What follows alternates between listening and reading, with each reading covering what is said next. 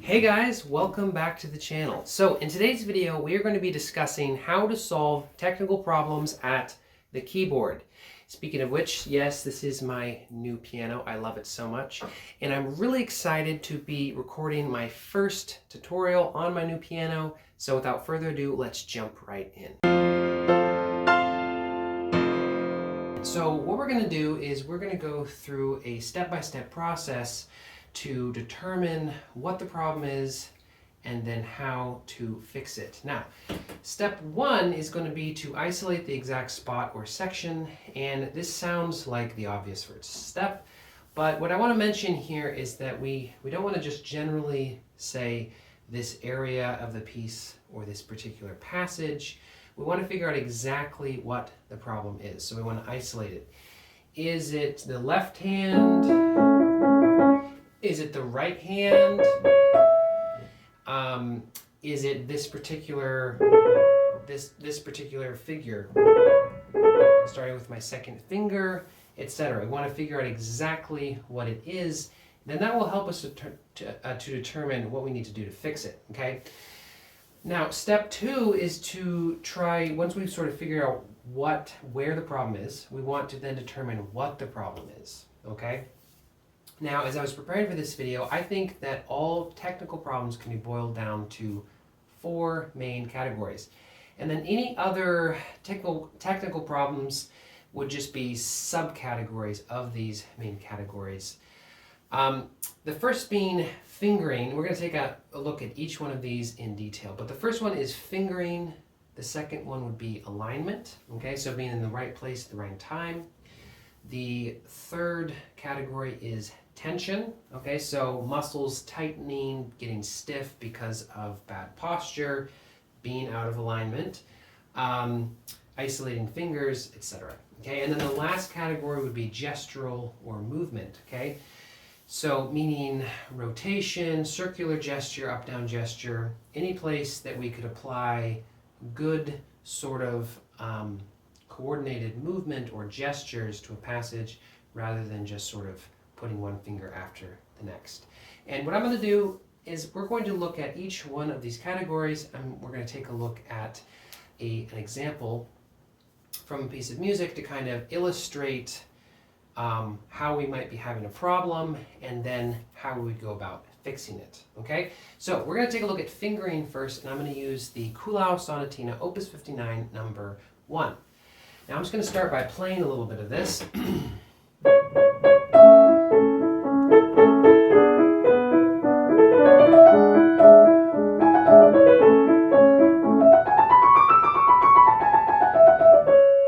Okay, so we're just going to look at that, just the opening there.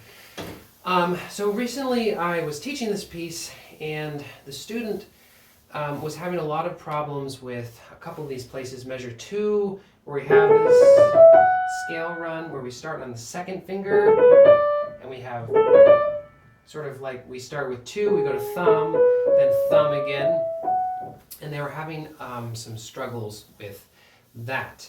And it's really easy if you don't have an addition that has good fingering to just sort of figure out something that works, but maybe it's not the best fingering. And so it's really important to find an addition that either has the best fingering or a good fingering, or has fingerings, to begin with, or try out as many fingerings as you can think of to figure out one that works really, really well. Another place he was having trouble is this little passage here, because we have to cross over the thumb so many times, and especially crossing over the thumb and then back to the fourth finger, crossing over the thumb and then back to the third finger. Okay, so making sure that we have a good clean fingering for those kind of areas is really, really important. Okay, and like I said, if you have an addition that doesn't have any fingerings, then you want to sit down and you want to work through as many fingerings as you can think of to try to find one that not just works, but works really well and feels good. Very, very important. It can be a painstaking process, but it's definitely worth it. Okay, so let's go ahead and go to the second main category here, which is alignment. And for this, we're going to take a look at the Debussy Prelude from Book 1, number 12, Minstrels. So let's go ahead and play a little bit of that.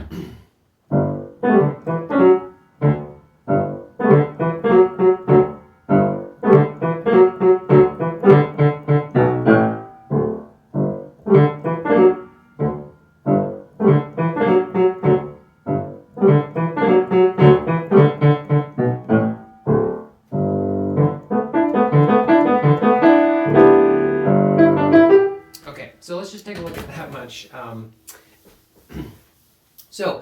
Like I mentioned, we're going to talk about alignment. So if we take a look at the very, very opening here, you'll notice that the right hand has to play lower on the keyboard, so below middle C.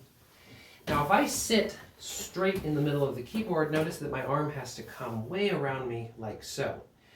Now this is not impossible to play, but especially when I have these fast notes in my right hand where I have to play fingers 5, 4, and 3. That's very difficult to do if I'm not in good alignment. Notice also it puts this twist in my wrist. I had a video talking about this. If you haven't seen it, you should check it out. I'll put a card up above now.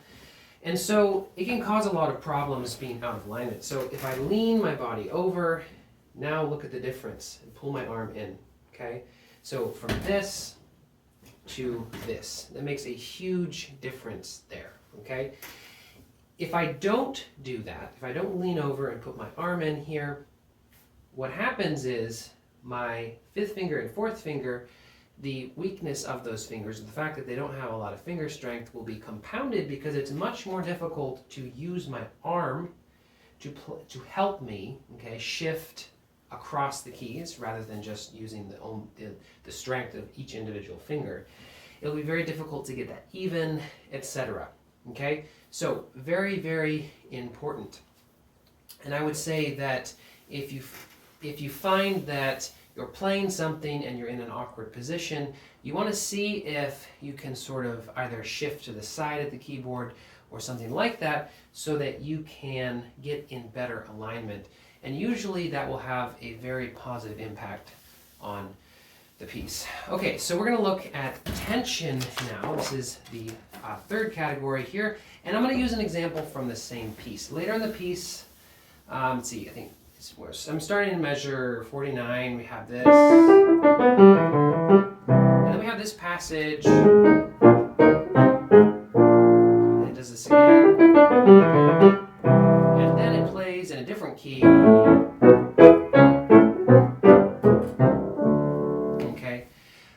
Now notice that we have this big long series of chords, 4-note chords in the right hand and then 3 notes in the left hand. Now because the hand has to stay open and I'm playing the chords quite quickly, oops, that's going to make my hand quite tired and tense in my arm if I don't make sure that I release between each chord, okay? So you can see that each one of these issues are very different and distinct, and it should be, generally speaking, fairly simple to determine which one of these problems you're having. For instance, here, this could be an alignment issue, okay? But it also could be a tension issue, because if again, you can notice I'm leaning over. If I don't, I might be slightly out of alignment. So that's another thing I just want to mention very briefly, is that these issues can have some crossover. We can have alignment as well as tension issues.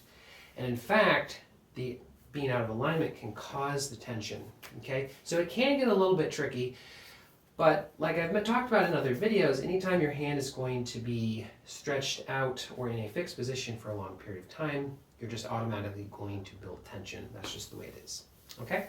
All right, so let's go ahead and look at the final and fourth category here, which is movement or gestural. And I'm just going to use just a little tiny example from the Muchinsky set of etudes called 7, and I don't actually remember what the opus number. I'll put it on the screen, but I'm just going to play a little bit of this. All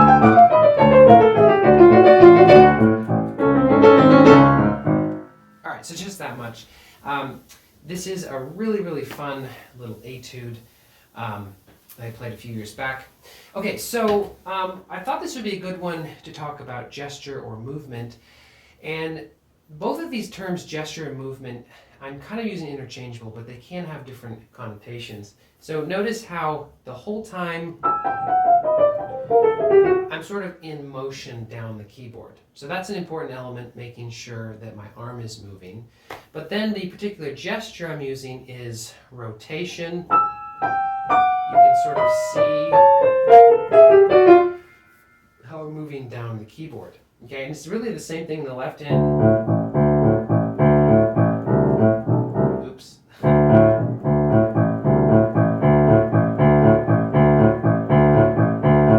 I'm sort of using like a hybrid rotational circular gesture here in the left hand, okay?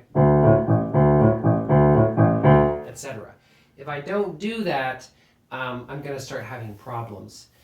I'm going to start building tension, okay? So it's also going back to the point that I just made about how we can have crossover. It's important to determine, for instance, if we have tension or if we're out of alignment, why are we out of alignment? It might mean that we need more motion, more movement, or we need to apply some sort of gesture to this, okay? So again, with this example, if I don't use rotation, notice that my fifth finger is not really sounding there, okay? So this actually really helps make sure that we can hear all those notes equally. If I want to lighten one of those notes up, I can then do that, but it just gives me room to move and breathe and actually accomplish that. So hopefully you can see from these 4 different examples the different categories or main categories of different technical problems that we can have at the keyboard. And I think thinking about it in those terms of fingering, alignment, tension, or gesture, I think will be really helpful. And like I mentioned, once you find where the problem is exactly, okay, then you can go about saying, okay, which one of these issues is it that I'm having? Is it that I'm out of alignment? Is it that I'm not using gesture? Again, every single one of these examples, we could apply any of these concepts to them. The Kulau could be an issue of gesture, okay? Okay, not using rotation on those thumb turns. It could also be an issue of tension if my wrist is locked low in a position or my arm is out of alignment, okay? So notice how all of these issues are very closely related to each other, but they are distinct in that they're not necessarily, if you're having trouble with one of them, that you're necessarily having trouble with all of them. So hopefully this gives you some ideas about how to approach technical problems and solve them in an effective, cohesive way. Alright guys, so that's it for this one. Thank you so much for watching. I hope that these examples were helpful and informative, and hopefully you can see how the process of solving technical problems goes and how it can be a simple process. It also can be kind of complex, but hopefully this video gave you lots of ideas to go about solving your technical problems. If you have any questions or comments, don't hesitate to put those in the comments down below. I always love hearing from you guys. And if you haven't already done so, consider subscribing. We post videos every single week, and we'd love to have you be a part of our growing community here on YouTube. As always, thank you so much for watching, and I'll see you guys next time.